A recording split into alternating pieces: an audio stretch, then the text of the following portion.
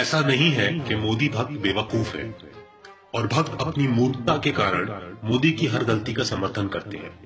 नहीं, भक्त बहुत मेहनत से तैयार किए जाते हैं। भक्त बनाने के लिए एक लंबी प्रक्रिया होती है। भक्त बनाने का एक पूरा राजनीतिक शास्त्र होता है।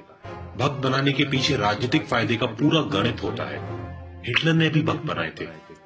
जब हिटलर ने 1,10,00,000 लोगों की हत्या की तब उसके भक्त उसकी जय जयकार कर रहे थे।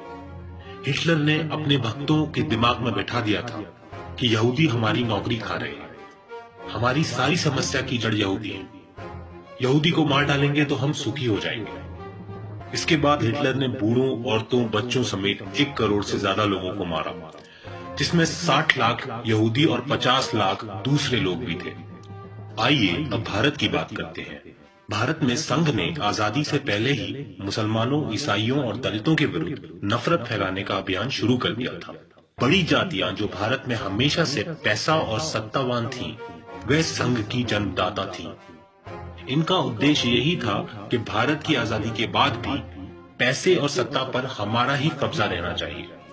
पिछली 4 पीढ़ियों से भक्त तैयार करने का काम अब इस मकाम पर पहुंच गया कि इन लोगों ने भारत की सत्ता पर कब्जा करने में सफलता पा ली। भक्त 2 भावनाओं से भरा हुआ रहता है, मुसलमानों के प्रति नफरत और मुसलमानों से डर।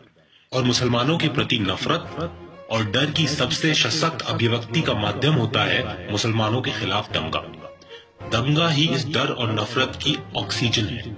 लंबे समय तक दंगा ना हो तो भक्त के दिमाग से मुसलमानों के प्रति डर और नफरत दोनों खत्म हो जाएंगे। इसीलिए बीच बीच में संघ दंगे कराता रहता है। मोदी जैसा बनावटी करिश्माई नेता इसलिए तैयार किया जाता है ताकि लोगों को नेता की भक्ति के नशे में डालकर देश की अर्थव्यवस्था और शासन पर कब्जा किया जाए, और जब देश को लूटा जाए तो नशे में डूबे हुए लोग कोई आपत्ति ना करें। नफरत और डर में डूबे हुए भक्त मोदी को सिर्फ इसलिए भगवान मानते हैं क्योंकि मोदी ने 2000 मुसलमानों को मारा और मुसलमानों को ये दिखा दिया कि हिंदू डरने वाली कौम नहीं है।